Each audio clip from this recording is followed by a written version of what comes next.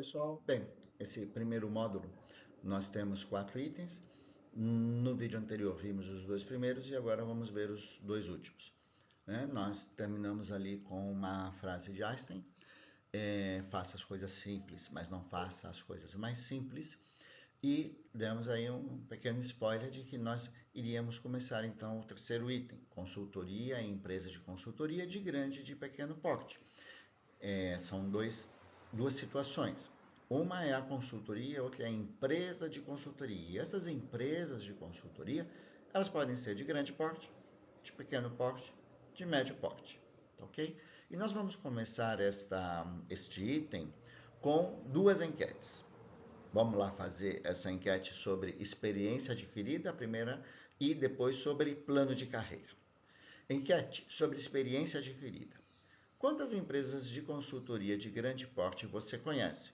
Conhece de ouvir ou falar sobre, você pesquisou por iniciativa própria, acompanha em redes sociais, porque você trabalhou, não conheço nenhuma. Entre 1 a 3 empresas de grande porte, entre 4 a 6 ou mais do que 6. A segunda enquete é sobre o plano de carreira. Você pretende atuar em empresas de consultoria de grande porte? Não, não pretendo. Não havia pensado nisso, mas posso repensar. Está no radar, mas não é prioridade. Sim, pretendo. Porém, irei começar com as de médio porte ou pequeno porte. Claro que sim. Prefiro não responder. Depois, essas enquetes, nas aulas seguintes, nós vamos trabalhar esses resultados. Então, seria interessante que vocês fossem preenchendo para a gente ter um número de amostras significativa dentro do nosso universo, porque a gente vai, inclusive, tratar sobre isso lá na frente, e eu vou usar essas enquetes para a gente demonstrar como faz essa análise, e também para a gente ter o perfil da turma, tá ok? Sobre consultoria. Tenho aqui 2 falas sobre consultoria. A empresa de consultoria tem um saber pensar, né? Ela pensa de uma forma, o empresário tem o seu pensamento, então são formas de pensar mediante situações, problemas e que sabe influenciar e de fazer, mas não faz, com base no seu processo de aprendizagem e rede de contatos que são cruciais para o sucesso da empresa cliente. Então, a empresa de consultoria, ela pensa, ela sabe, ela tem um saber pensar e um saber fazer, embora não faça, e que esse seu processo de aprendizagem, sua rede de contatos, são cruciais para o sucesso da sua empresa cliente. Um outro pensamento, agente de mudanças. Nós, na consultoria, somos e temos que nos ver assim, agentes de mudança. Na grande maioria das vezes, a gente vai para resolver um problema. Ora, a gente tem que mudar a situação, o status daquela situação, que geralmente é um status de problema, para uma de solução ou um desembaraço daquela situação. Então, somos agentes de mudança que atuamos com os profissionais da empresa que nos contrata com a responsabilidade. Temos responsabilidade contratual, ética e profissional de auxiliar nas tomadas de decisões, mas sem fazer diretamente e sim via inspirando ou inspiração aos demais. Há uma diferença entre consultoria, assessoria e mentoria. E essa diferença ela é relevante até pela própria dinâmica, em especial das mentorias que cresceram demais, né, nos últimos anos, mas cresceram mediante um determinado contexto, uma forma de fazer as coisas. Então, isso influencia no tipo de contrato, isso influencia no preço a ser pago ou nas vantagens não econômicas. Isso tem muita influência. A assessoria geralmente tem uma ação desde uma necessidade técnica muito específica. A consultoria ela costuma ter uma ação mais ampla, orienta, acompanha as ações da empresa, realiza e indica o diagnóstico, como por exemplo uma consultoria imobiliária, de marketing financeiro. A mentoria ela colabora a partir de um diálogo da experiência pessoal do mentor e profissional também. Troca ideias, mas não envolve com atividades da empresa. Nós temos várias categorias de consultoria e isso é muito importante até mesmo para o seu sucesso profissional. Saber tudo a toda hora, às vezes, nos coloca em uma situação mais delicada, né? Ao mesmo tempo que se você se especializar em um determinado setor ou uma determinada categoria, pode ser para você um grande diferencial de mercado. Então você tem aí categorias de consultoria, várias, aí está a fonte, tenho mais no próximo slide, ela continua, né? Então você tem todas as áreas funcionais da empresa e além das áreas funcionais, você tem as áreas transversais e as novas áreas que são categorias de consultoria. Sugiro que depois vocês deem uma lida com mais calma e que se auto-identifiquem naquelas categorias ou naquela categoria que você mais atua e naquela que você pode contribuir. Naquela que você pode contribuir é também importante, porque as consultorias atuam muito com parcerias, né? Então, você, às vezes, alguém necessita de uma colaboração, por exemplo, de um projeto para a área ambiental. Então, você pode contribuir para a área ambiental, mas não é sua atividade fim. Então, essa contribuição faz com que você se aproxime dessa empresa, de consultoria, você se aproxime dessa empresa cliente e que eventualmente lá na frente abra espaço para que você feche negócios daquela área que você, ou daquelas áreas que você mais atua. Beleza? E aí aqui a gente tem uma atividade que eu pediria que vocês fizessem, são consultorias, primeiro contato com o mercado e suas práticas. Vocês vão ver aí que nós temos dois links. Nesses dois links, vocês encontrarão empresas de consultoria. Um link, ele está aí na região, Ilhéus e Itabu, na região Bahia, e o outro link, ele pega Brasil, tá bem? Então, você pode selecionar os estados, você pode selecionar as cidades e vai aparecer aí a quantidade de empresas de consultoria que estão registradas segundo esses links. Então, o que a gente vai fazer? Primeiro dê uma olhada, faça um levantamento de mercado das empresas de consultoria de sua região. Você é de Jequié, ou do Noroeste, ou do extremo sul da Bahia, faça essa verificação de quantas empresas e de qual área são as empresas que estão próximas de você, né? E depois o mercado que atua. Até para que você possa estabelecer network ou verificar potencial necessidade de formação de parceria, novos contratos e etc. Vamos fazer depois essa atividade e colocar ali como é que foi essa prática. E no fórum, eu vou pedir para vocês fazerem um levantamento das grandes empresas. Então, no slide anterior, nós temos uma ênfase na pequena empresa.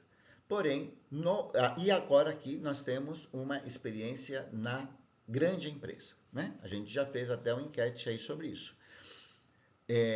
Vou pedir para que vocês pesquisem, deem uma olhada, escolham 2 ou 3 destas grandes empresas e façam uma análise do que essas empresas atuam, qual o perfil dessas empresas, o que elas apresentam como proposta de situação, problema e solução, que tipo de tecnologia elas usam, aonde elas atuam, o que precisa para contratar essa empresa e o que precisa para você ir trabalhar nessa empresa.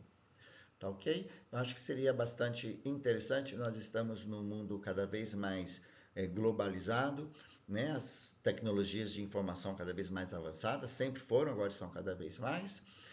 O nosso ecossistema está fortalecido, está se fortalecendo, está reestruturando, as empresas estão crescendo, então é uma realidade próxima. Aí você tem alguns exemplos de grandes empresas em que acredito que possa valer a pena colocar lá no fórum 2 ou 3 empresas que você pesquisou e o que foi que você identificou dessas empresas.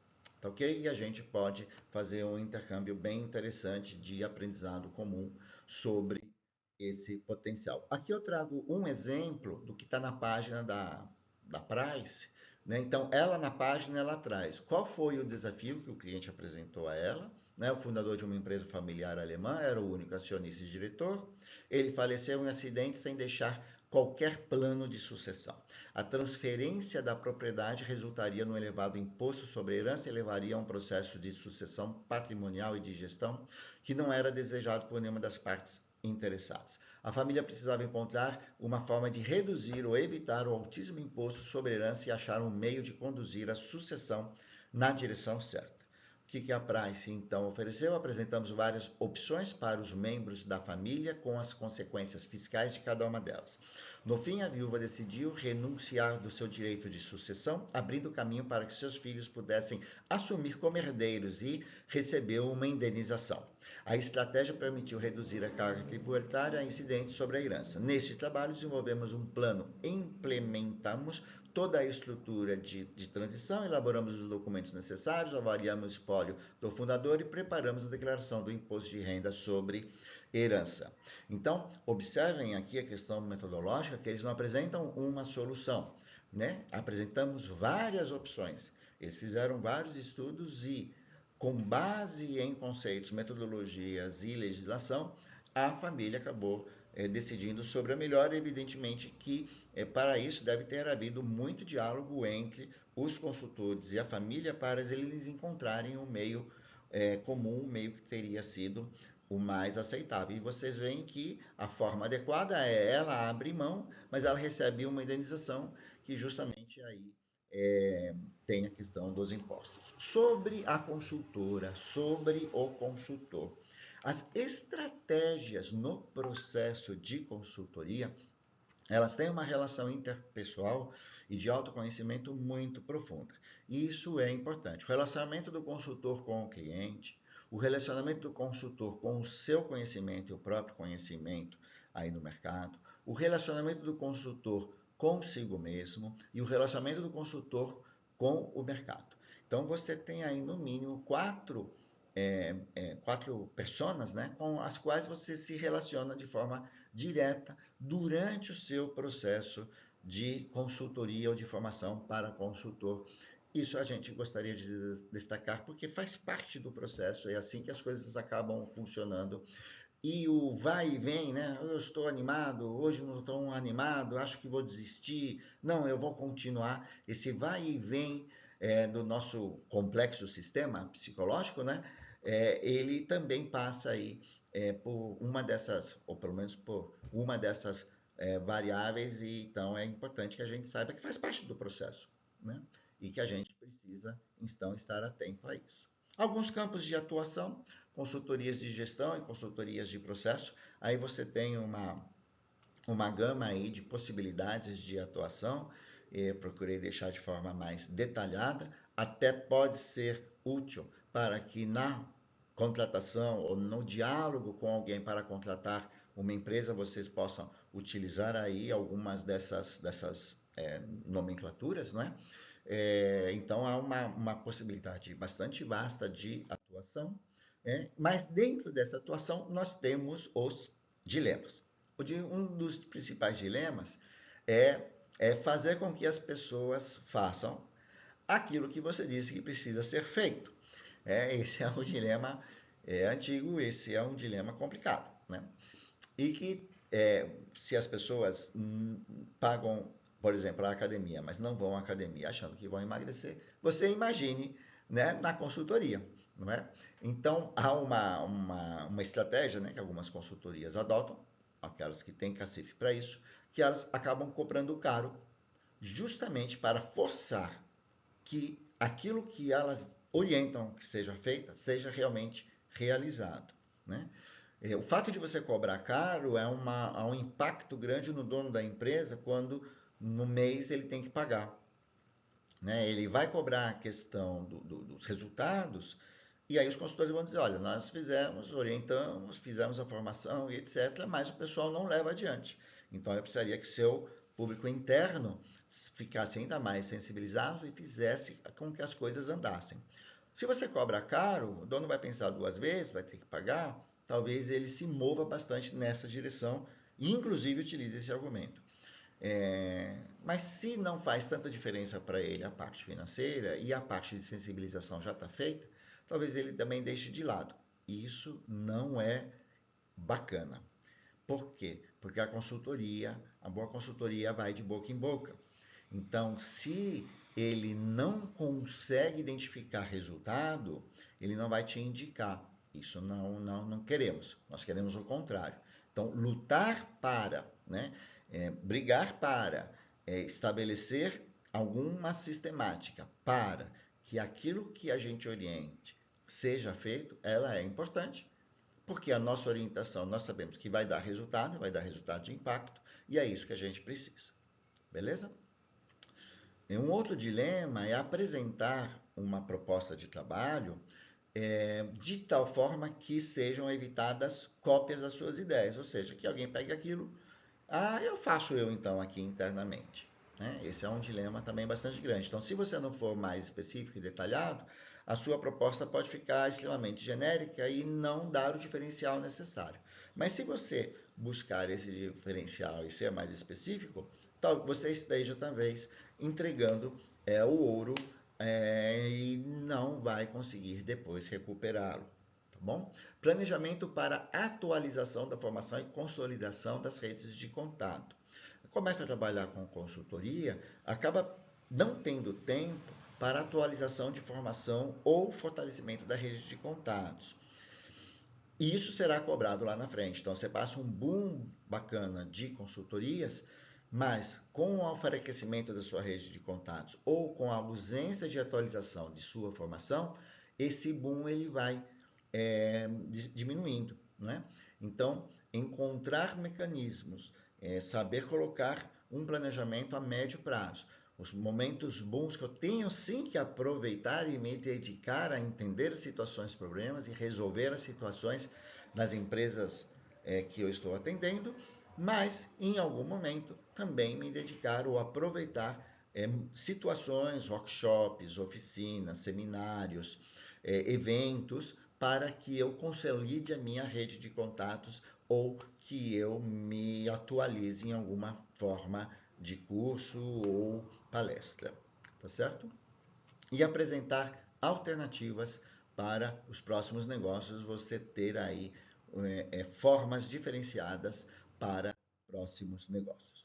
Aqui a parte mais bonita, a parte mais bacana, que são as dicas de leitura, ou algumas dicas de leitura. Nós vamos começar devagarinho, né? Ansoff e depois lá o penúltimo, Porter, o último, Oliveira, são autores clássicos da área de planejamento e estratégia.